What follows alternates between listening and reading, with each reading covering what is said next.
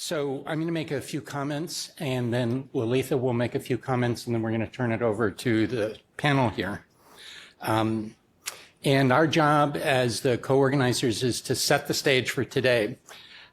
I just want to say that you reach a certain age and you know when you should not compete against other things.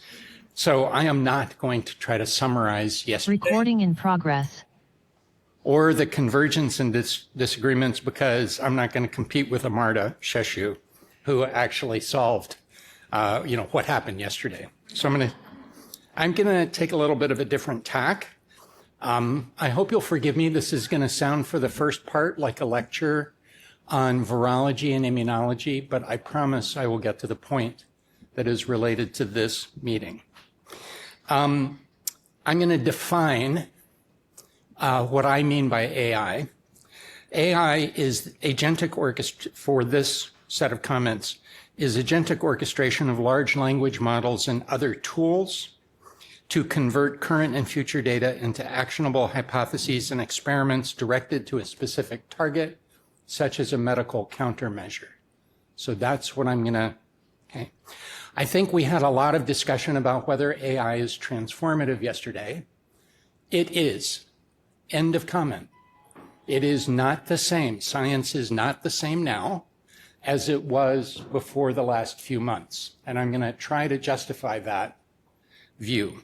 Whether the progress in AI is linear with nonlinear consequences or whether it's nonlinear, it really doesn't matter to what I'm trying to argue here.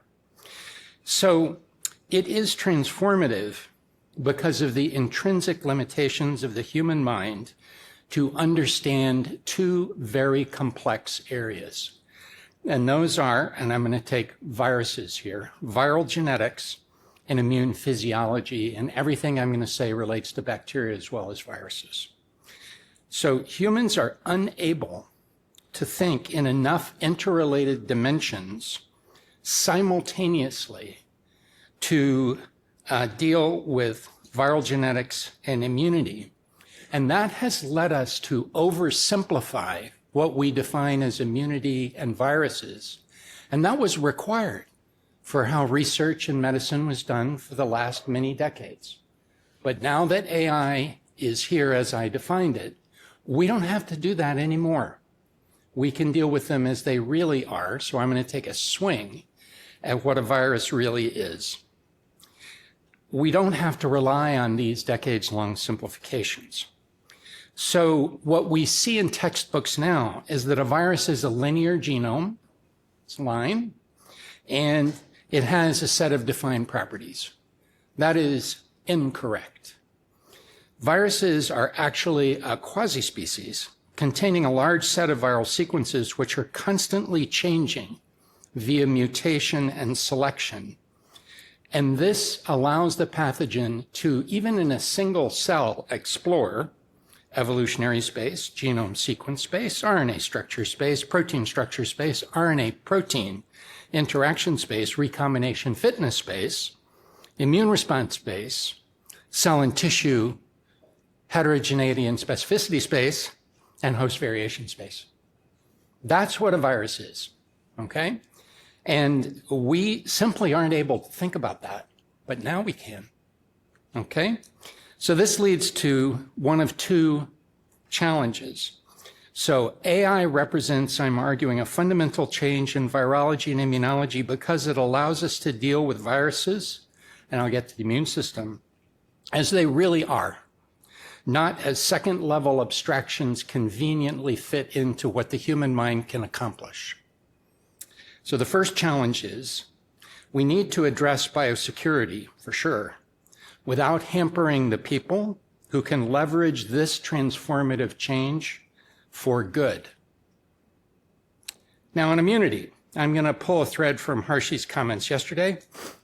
Our conversations all yesterday are massively locked in a very appropriate, but now inaccurate, model of what immunity is.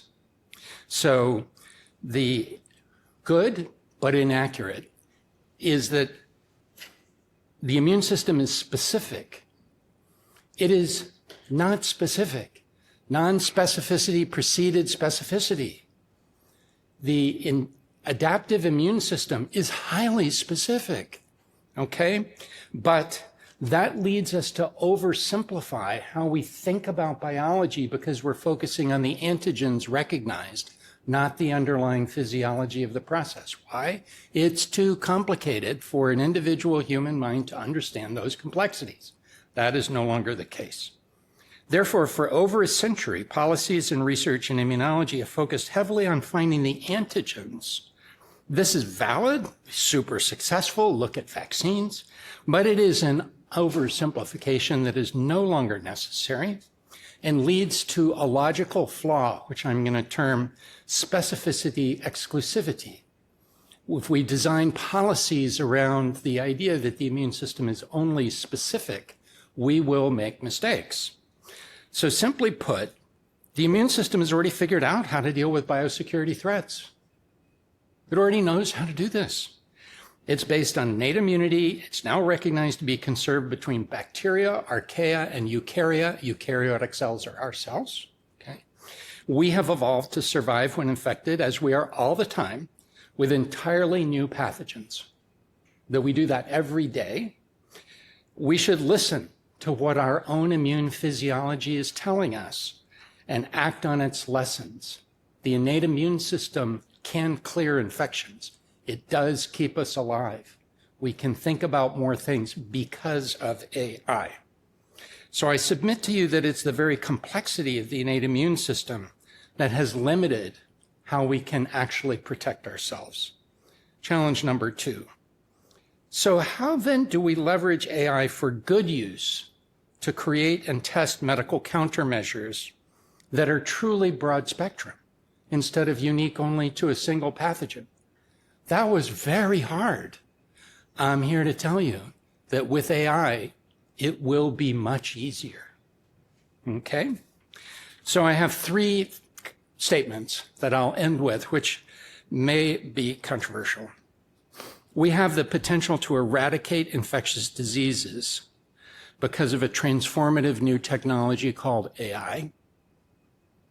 2, there is no substantive difference between pathogens that evolve in nature and those that are engineered with ill intent.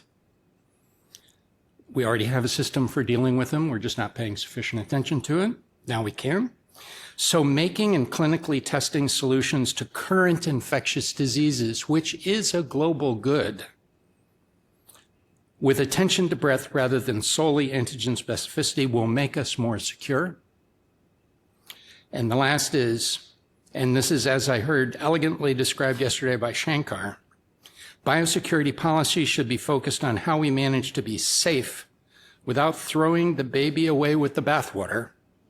We should focus on increasing the good use over the bad via our policies rather than simply block the use of things which may transform how our species survives on Earth. So that's my initial thing. If you all can just solve that in today's sessions, that would be great. I'll turn it over to Lalitha. Thank you. Can everyone hear me all right? I'm not hearing any dissent, so great. So yes, good morning again, everyone. And yeah, thank you, Skip. These are no small challenges for us. I am really excited to see what we can come up with, though. I wanted to just add a few thoughts on something that came up again and again yesterday, as Amartya noted, data. And I want to try and relate that to today's focus. So we saw some really tantalizing examples of what AI can unlock in the biomedical sphere. Skip went through some more, but that's downstream of the more basic need, more foundational data to build on in the first place. Libraries of compounds, negative data, well-characterized and contextualized, curated data from a greater variety of systems and conditions. And it's also, I was very pleased to hear, data of a completely different sort. And it was brought up yesterday for medical countermeasures, but I think it can be applied to any scientific project. The records of the decisions made along the way. Why a candidate was dropped, why a pathway was chosen over another. That institutional memory, those are data too. And right now it lives mostly in people's heads. We've made that and many other kinds of data quite difficult to use. And sometimes that's perversely a good thing. it's actually potentially mitigating some of the biosecurity risk. And I know that point was made slightly tongue-in-cheek yesterday, but yikes, that's really not good enough. Either for us to rely on as a safeguard to mitigate risk, it's certainly not good enough for how well we can then exploit the data to develop effective scientific advances, including countermeasures. So, given today's focus, how do we properly govern data of such different types, provenances, and utilities to ensure we get the best out of it? This is crucial to get right.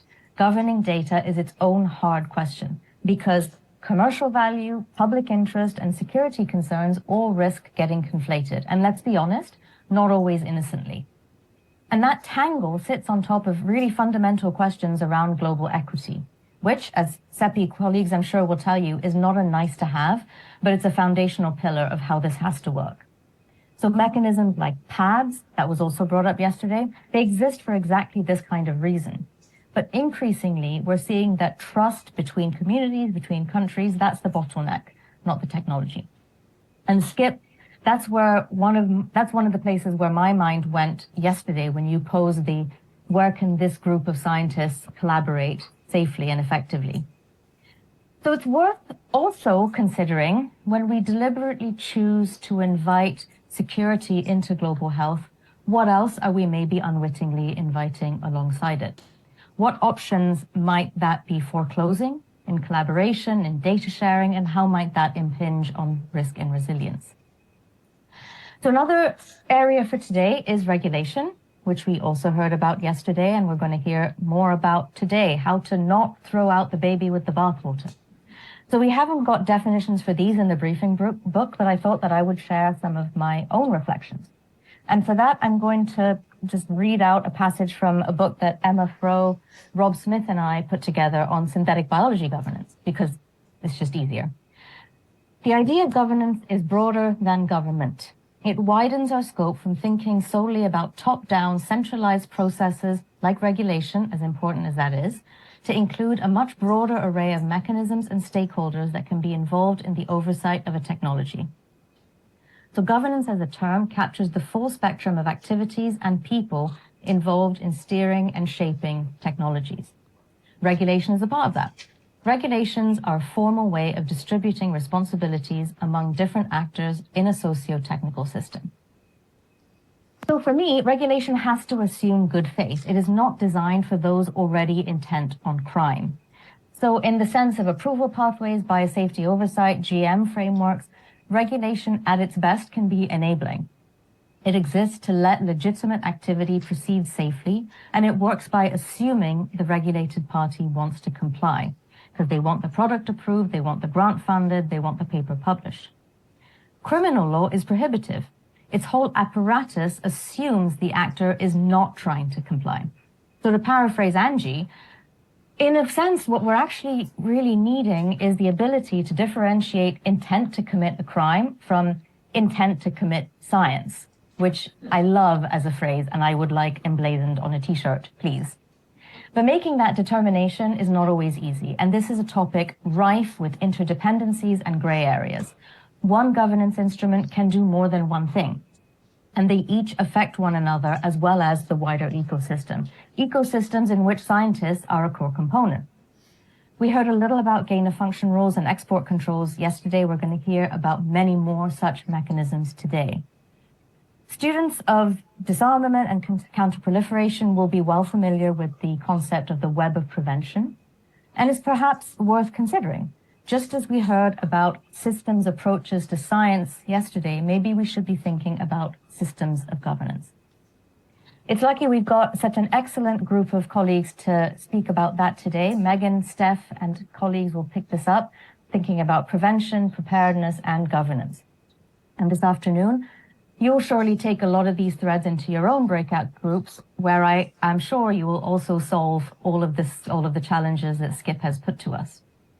So this afternoon, in-person attendees should already be assigned to a breakout session, and you'll get further instructions for what to do immediately before the session.